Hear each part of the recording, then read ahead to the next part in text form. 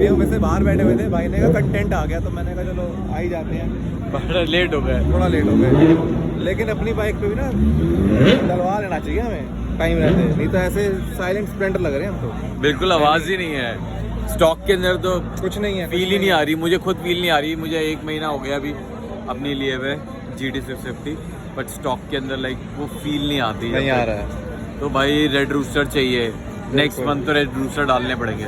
बस। On record है, मेरा आ रहा है, इनका आ जाएगा जल्दी, बढ़िया।